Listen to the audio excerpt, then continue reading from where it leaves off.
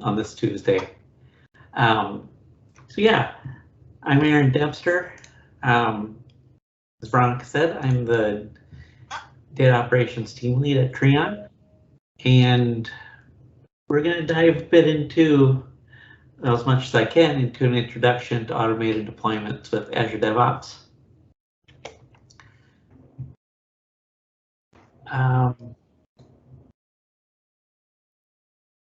Yeah, let's see how. Sorry. See if we can keep this going. As I was saying, I'm the accidental admin and Azure admin at Trean. You know, it was kind of planned, kind of not planned. They graciously took the roles. So it's been a few years that I've been working with DevOps. And I've worked with TFS in a past life. So anyway, today, so as we go into this, I am going to take the approach of this as that we're going to use a database, but this could be applied to an application or an ARM template for objects in Azure.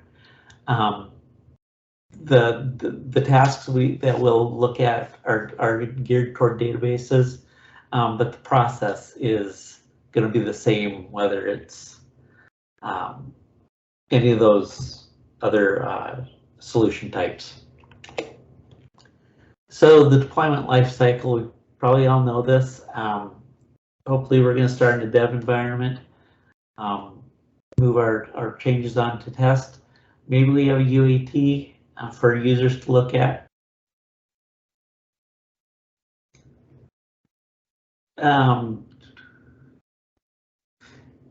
So yeah, we've got hopefully multiple environments we're going to work with. Again, these could be SQL servers.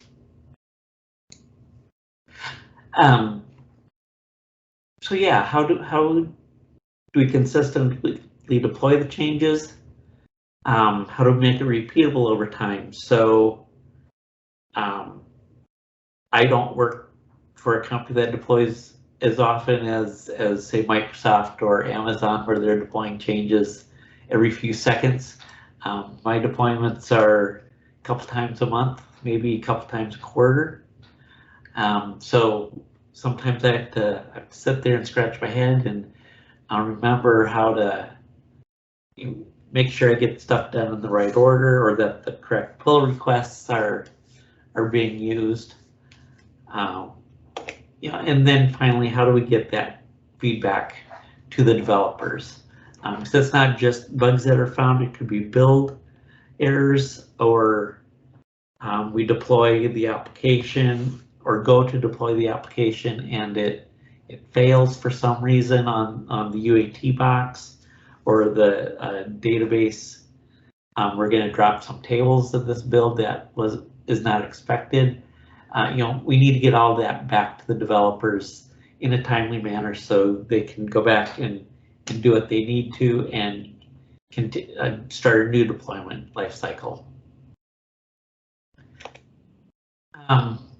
So I want to take that last picture, the first picture I had, and change it up a little bit. You know, one of the first steps in automating a deployment, once the code comes out of dev, is to lock that code, if you will, and then build it. So again, the code that goes to QA is the code that goes to UAT, and then if everything works, it goes on to production. I want to point out we're going to automate the deployment, but there are still manual processes we need to have, whether that's running our manual or automated tests in the QA environment, or letting people do manual inspection in UAT. We need maybe a team leader's approval to go to QA. We need a manager's approval to go from UAT to prod. those pieces still are going to be manual. We can't really get around that very well, or we don't want to, in fact. So talking about the deployment itself, and again, I'm just trying to level set for where I'm coming from with this. So let's take the QA environment. And again, I'm on the database side. So I have a database that has changes, and I have a Power BI data set, report or data set that needs to be deployed. It's the code. I have two steps here, or two deployments: the database and Power BI. Those are my deployments to the QA environment. So I just want to kind of strip that back.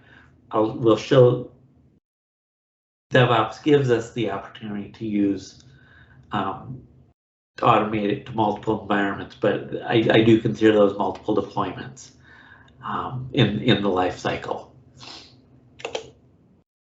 So for today's talk, again, I am looking at this from the database side.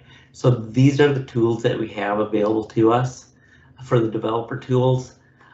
You could use Visual Studio or Azure Data Studio. There are multiple state-based code management tools. I will use Azure Data Studio today. The source control, of course, is Azure DevOps, and then the orchestration piece will be Azure Pipelines, which is a part of Azure DevOps. And then our destination will be in Azure SQL DB. If you are interested in Azure Data Studio, it is installed by default with SQL Server Management Studio, or you can download it from this URL, or really Google Azure Data Studio download, and you should get here pretty quick. So here's a quick look at how Azure Data Studio works with the database. So I've all previously connected to my local host, and I have a database called Wide World Importers. To create a database project, I have the add-in added, and I can create a project just this easy. Again, going to my local host, I could have had a connection to an Azure SQL DB already for dev. Regardless, I'm setting up a local repository for Git on my computer. So it'll be in the C Git repos. And that was it. I have the project created, or the wizard is going through and creating the process and extracting all of the tables and stored procedures, all of the code that makes up this project. So it has finished, and you can see that on the left. I have it's ordered by database schema. So I can go into show the output. Again, for the database, like in an application, I can build it. It's instead of an exe or DLL being the output, it's a DAC pack. Whether I'm using Azure Data Studio or Visual Studio, I'm going to get that DAC pack as an output. I do want to point out, as I'm working with databases, this one uses a lot of system objects. So I would go and add a reference, and just to show that this does reduce the number of warnings. It's still built. They got the DAC pack the first time, but now I'm going to cut down on the warnings. And yeah, I went from 200 warnings to 9. Just as if you're working with if your applications in Azure use databases, it's just one thing to point out as a way to help. With all the code that's been added, I'm doing an initial commit to Git, and then I can sync my changes, and that Git pushes the code from my local Git repository on the C drive, and that will put it into the remote Git repo.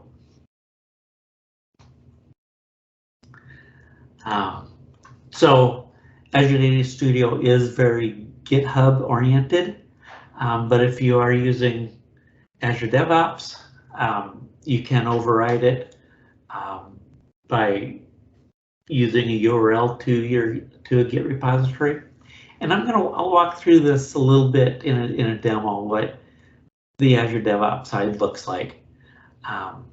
So that'll come a little bit later this evening.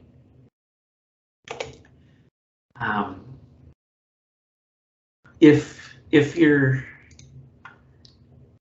having problems, should have problems with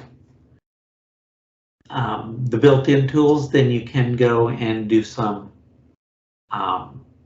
use a tool like SourceTree to connect to Azure DevOps. You'd use a personal token. I'll show you where that lives in a little bit, and you'll give that token, and now you're connected, and you can manage branches and repositories from here. Again, if you're working with a web application, you might have a repo here that you're working with. It's the same thing. I'm coming from the database side. It's a lot newer for us to use Git than on the application side, for sure. 10-15 years ago, I was an app developer, and we were using TFS all the time. So I was very well versed in it, but databases we just really didn't get into. Source control in the companies I worked with wasn't really a thing until I was with a company about 7-8 years ago. That was the first time database code was starting to be used, being put under source control. So I've shown from the client side a couple of the components of Azure DevOps. So I guess really one component right now, and that's the repos. Storing the files in using the Git client from the previous videos. So Azure DevOps as a whole, there are 5 components. Azure Boards, which are your, it's like Jira with your backlog and your sprint boards, or you could have a Kanban. Either way, that's where you're managing your sprint or task schedule. Azure repos. If you have hopefully you have a QA team, they could use Azure test plans to implement manual plans for databases, or they could be setting up automated test plans for applications. And then there's Azure artifacts. If you have third-party components like NuGet objects, those you could store in Azure artifacts to be used by Azure Pipelines. So a lot of this this talk is about Azure Pipelines. That is our orchestration tool in Azure DevOps to manage code and deployments. I switched this up a little bit. This is a screenshot from Visual Studio. It's a database project as well. But I can manage this code as I check in changes. That's going to trigger my pipeline, and the pipeline is really allows you to define your workflow.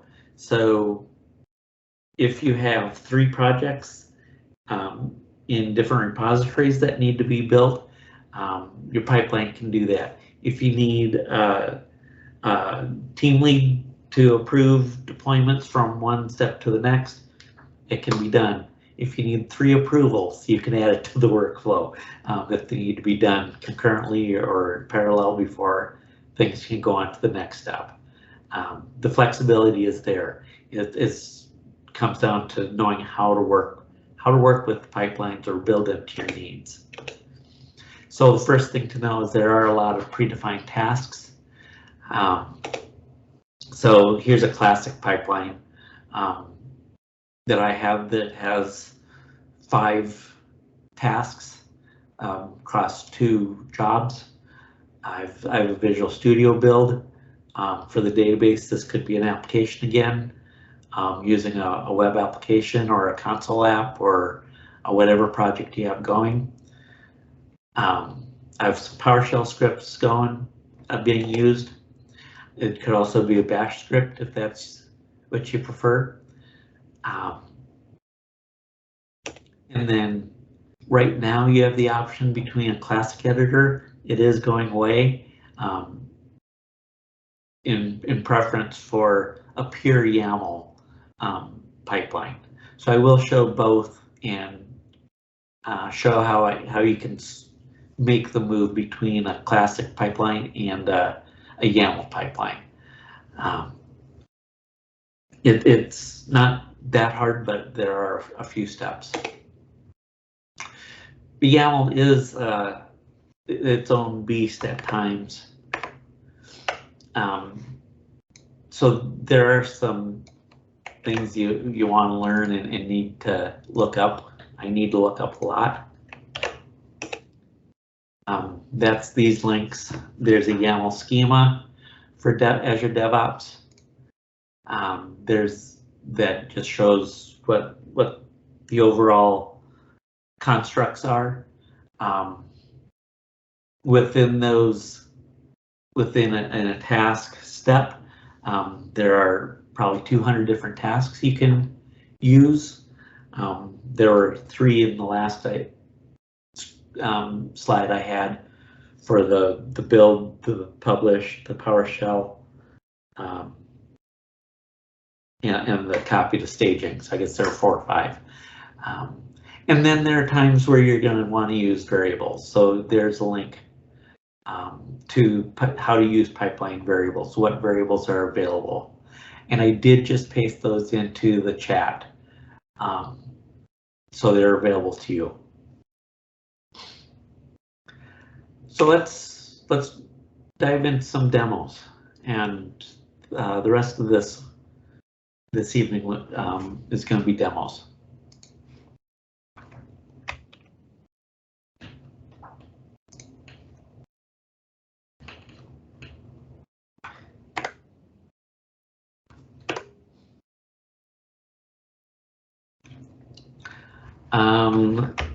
Sorry, I'm going to share my other screen. One moment.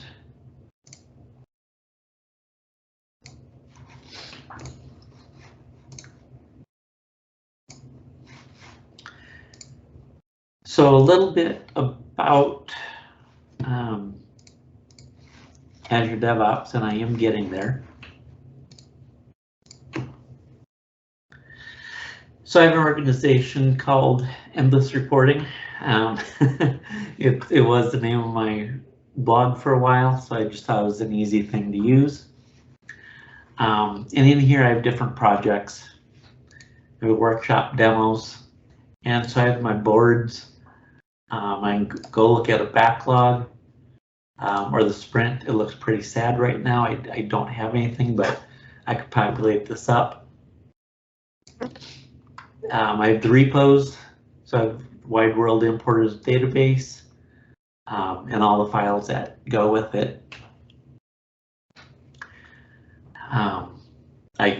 I can have multiple repositories, so I have an Azure Data Factory repo. That was somewhat started. A SQL Saturday repo where I keep AdventureWorks. So I can do a lot of stuff here. And then if you haven't used DevOps or Git before, within a repo I can create branches. Create an Erin Dev from main, and then I can start here in the web client, work with it, or I can pull it down to my computer. Source tree is a pretty good tool to use for managing branches. It's if I don't use a command prompt to work with Git directly, I'm going to use source tree more times than not. So then we have the pipelines. I'll just jump in here to the classic pipeline,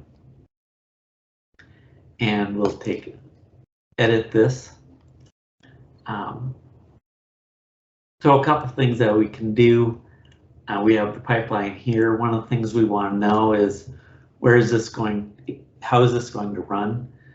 So I can use Azure Pipelines and choose an agent specification, which is a VM build of Windows latest. If you're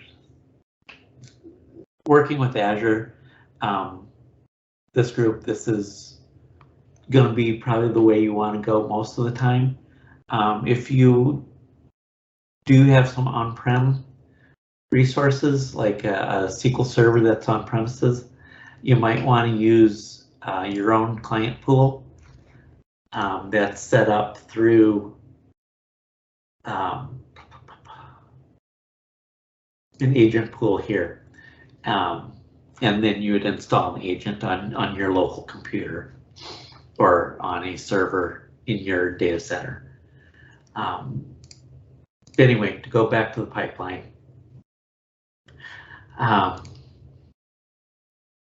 Here I have multiple jobs. This first one is a build job that's going to build my database project. I can add a task. So if instead of having an application, if I have an ARM template that needs to go out, I can set that up to use an Azure Service Connection, choose your subscription, which resource group it's going to, all that fun stuff. Sorry, this would fall under the deployment, not under a build so much. If this is an ARM deployment, this probably the only thing I would need is the publish pipeline artifact. So what the pipeline is going to do is go out and get your Git repo, put that on the agent, and then in my case with the database, it's going to do the build. If my solution doesn't need a build, it just needs to be made available to deployments, then I would only really need this publish pipeline artifact, and I would take my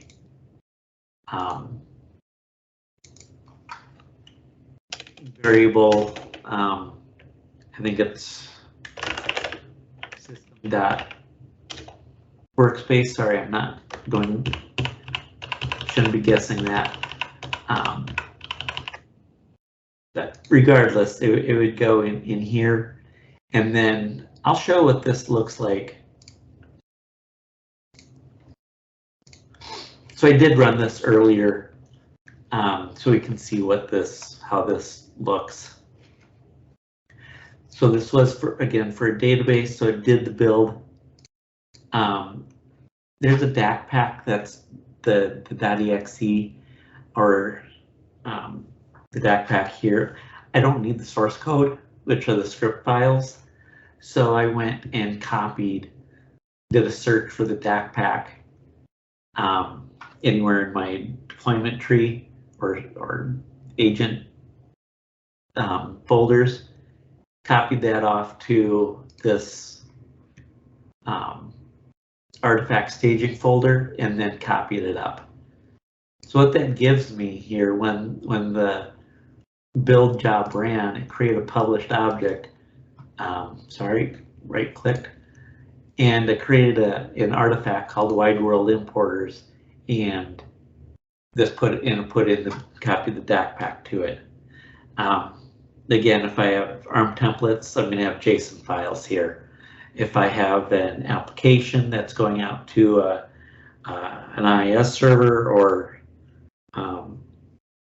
Apache or wherever, whatever that build is, bin folder, etc., that will be going under the artifact and is available. And again, this comes back to locking the, if you will, lock the code so that as code moves from QA to UAT to production, where the pipeline is working with the same build, we're not introducing new code along the way. Conversely, if there's if this build from 2 hours ago has an issue in QA, we're not going to continue the pipeline. It's going to stop, and our QA analyst isn't going to allow it out of the build out of QA, stopping the pipeline. And then once the developers have a new build with the bug fixed, that'll go out to start the cycle all over again.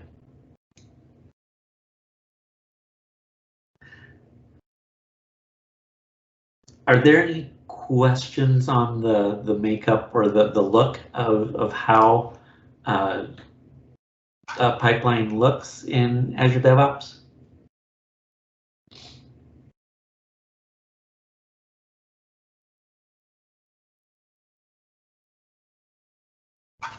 No questions currently. If anyone has any questions, please feel free to mention it either in the chat, and if you do, if you want to ask it, I can unmute you to ask, or I should say, enable your mic. We've got. Looks like we're typing.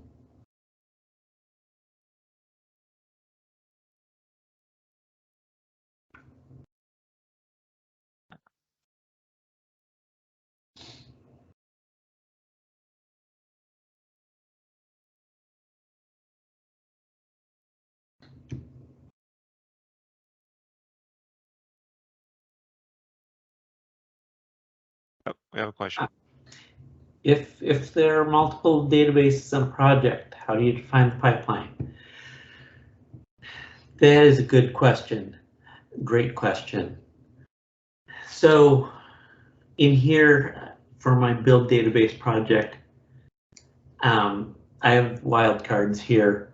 So it's going to search for the first project file.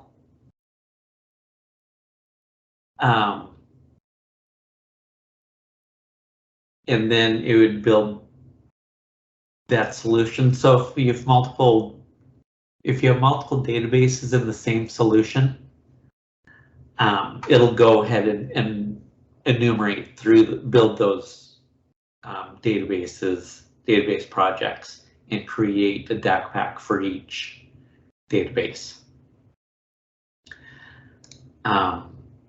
If you have multiple solutions that each have a database in the same repository, then you'll need to take the wildcard out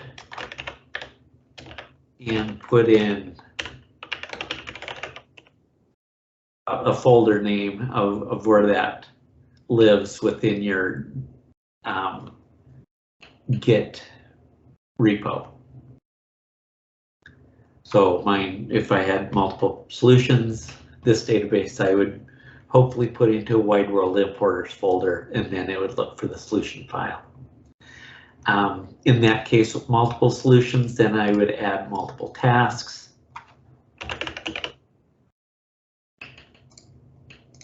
And they'll just run in order until everything's done. Again, here I'm doing a wildcard search on DAC pack.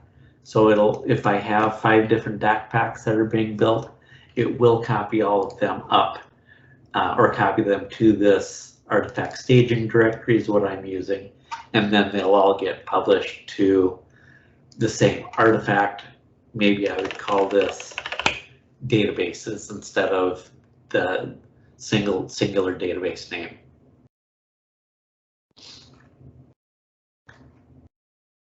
And then for the deployment, sorry, I didn't get into this.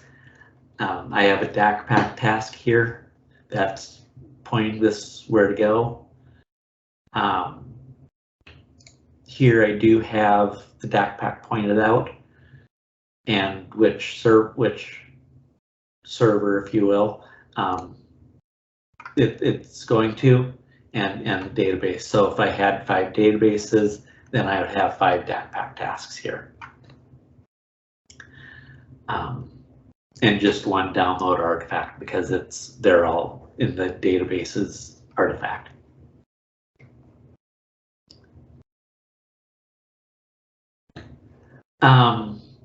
Excellent question. And if anybody has other questions, I will keep half an eye on the chat window as well. So that was the classic pipeline. And it did run. So, sorry, I do need to go back into that. So if I want to take this, the tea leaves, if you will, are saying that classic pipelines are going to go away. In fact, there is guidance from Microsoft that you should be migrating any classic pipelines to a YAML-based pipeline. So I've done this work. I have it here. I can see that there's a YAML. It creates the YAML for me. So I can copy this to my clipboard. I've done that already. And I'm going to go to my other pipeline, which is YAML, of course, so that we can see what this looks like. It does do the same tasks as the classic. And this is what YAML looks like. It is very dependent on white spaces. That's the first thing I'm going to point out. So everything is indented appropriately here. So if I were to go like this and take out the indentation on display name, this might not be the best one, but I would, or if I move task around, I'm going to get some squiggly lines because things are out of place. So that's the first thing that you're going to learn very quickly with YAML is get your spacing set. So this, again, this is doing the same thing. So I have the build DAC pack, and so my task is to create a release configuration of the project. The default is to find the solution as I had it, ***star.solution. So I don't need anything else here. It's going to hand the task knows to use the rest of the defaults. The next step I had was to copy those DAC packs up to a folder. So there's PowerShell. I'm doing a copy item. I can give it a display name so that it looks a little friendlier in the logging. And then again, I'm doing the publish pipeline artifacts. I meant to remove that, but there it was. So this is the deployment job. It's dependent on my build solution, so it doesn't kick off until the other is completed. And then we have the SQL Azure DAC pack deployment that's going out to my Azure service using the Azure service connection to deploy to my server endless reporting database.windows.net. These do take a little while to run. So this last run was about 3.5 minutes it took, not too bad. And again, there was the artifact here.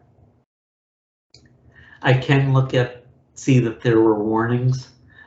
So in the video I had from Azure Data Studio, there had been a whole slew of issues with an unresolved reference. I'd clean those up with the master database reference.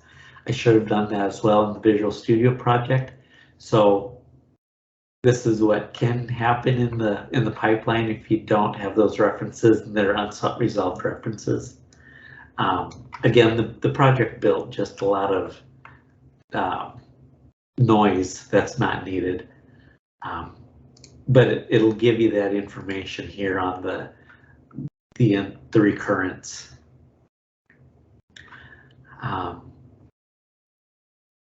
And then I can, as I was in here, I can look at the log itself and go from step to step and see that it did finish copying the database, the DAC pack for publishing. It did check out the wide world importers repository, and you can see different details here. Yeah, I download the pipeline artifacts and then build it or deploy the DAC pack. So again, this, if I'm working with a database app, or sorry, if I'm working with an application, I might have steps in here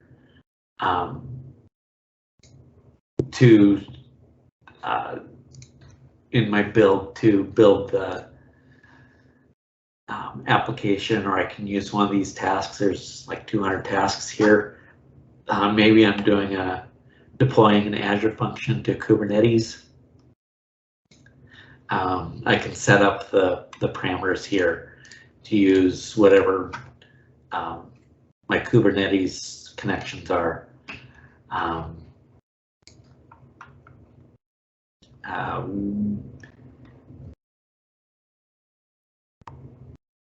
I could decrypt a file using OpenSSL, or here's some Docker tasks to work with. So there's a lot of stuff that you can do here. That's why I say your pipeline here can be designed to the workflow you need, or that meets your needs for your solution. If you're using a previous company I worked with used Jenkins, so if they were using Subversion at the time, they could migrate to DevOps and use a Jenkins task here. So yeah, that's really how the YAML pipeline looks. If you do get in, as you get into them, the 3 links that are in the chat are key. People have asked me before, how much time do I spend creating the pipeline? How much time is it versus maintaining it over time, or watching it execute? And on a new pipeline, I'm probably spending 60% of my time, 70% of my time fixing issues in the YAML, because I've missed a parameter that needs to be added for some such, or I'm using a task that from Redgate to using SQL source control. Well, it has its own challenges. So it's really learning about the tasks. Once I have the pattern down, I should be using code snippets. I'm never that smart enough to do it at the time, but that would save a lot of time if you're have a number of steps from like deploying this. This would be to like the test environment. So I might have UAT in production that does the same thing. So I would do a lot of copy and pasting instead of trying to reinvent the wheel. Especially if I have multiple pipelines across multiple repos or projects that I need to handle independently.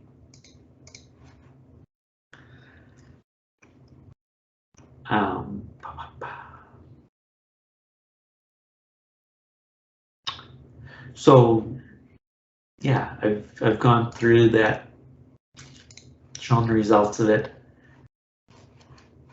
So I am going to wrap this up. head back to the slides.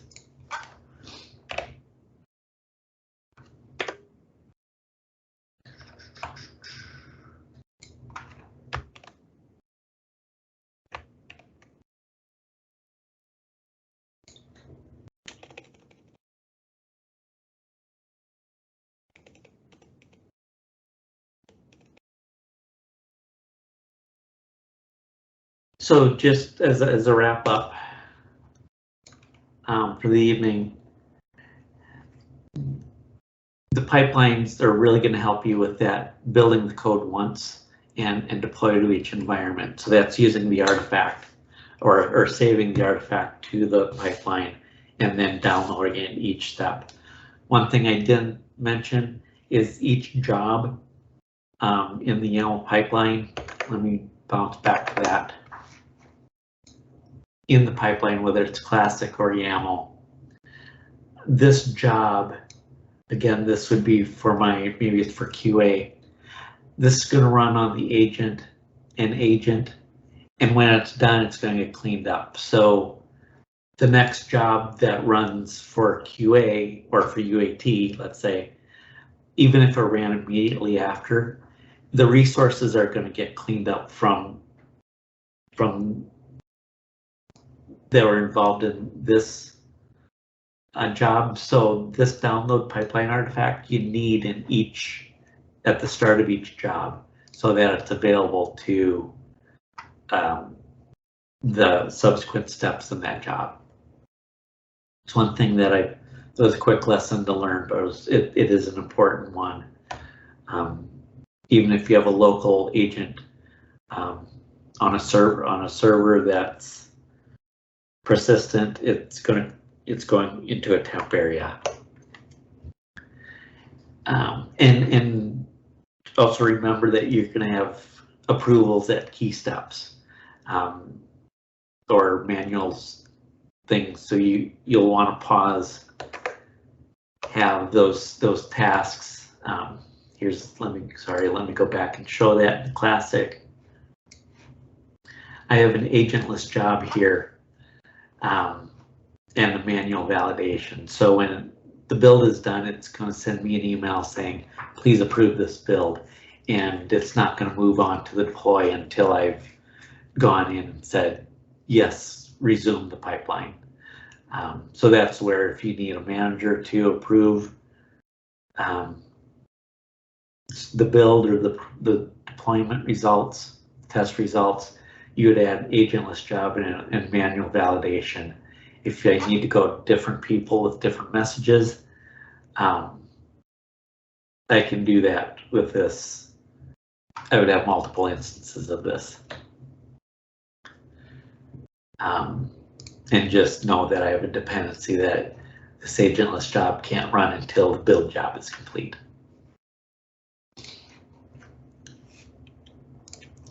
And then with the pipeline, if you do want to add some automated testing, you can do that. There are, for databases, you could hook in query surge or other tools like that. You might call their API through a PowerShell script and run some tests.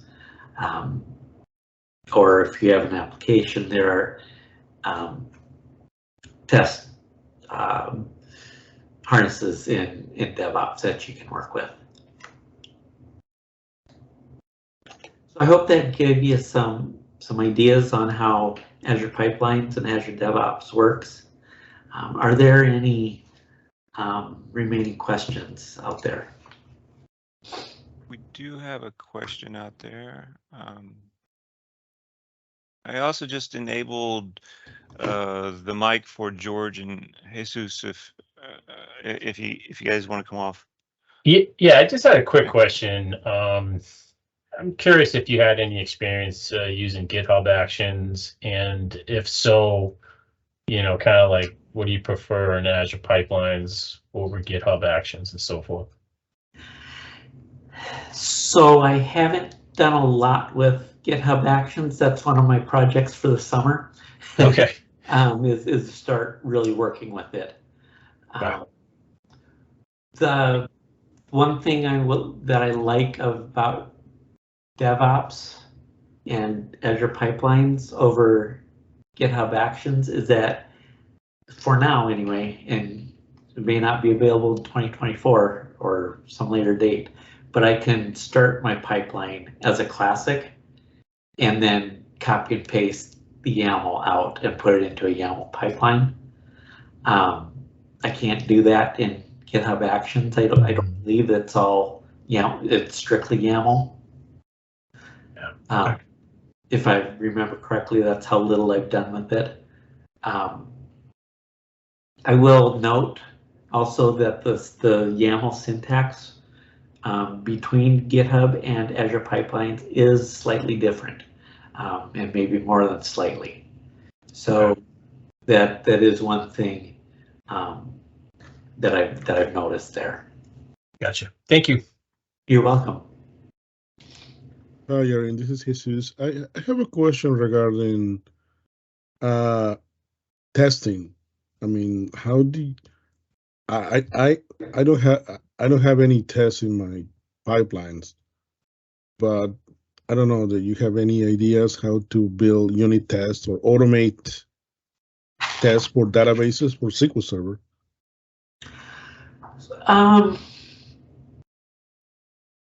So yeah, that's always a tricky.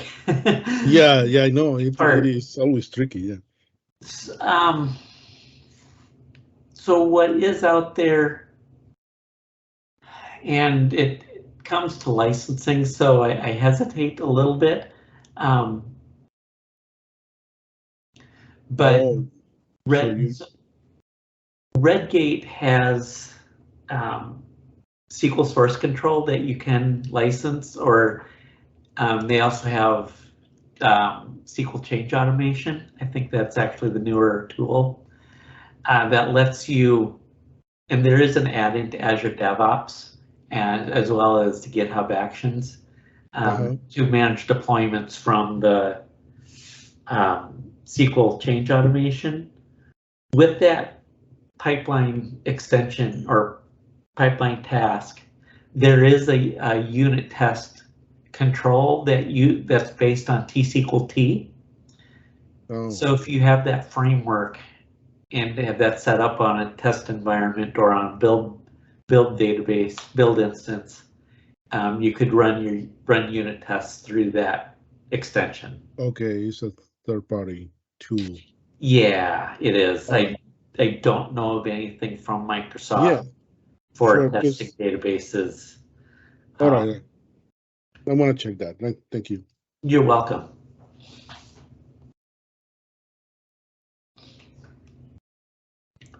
Are there any other questions?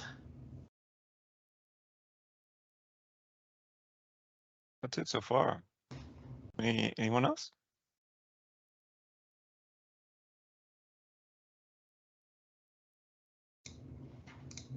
All right. Well, thank you. Thank you very much for your time and for having me this evening. I'll leave this information up here for a couple of minutes for my contact info. Awesome.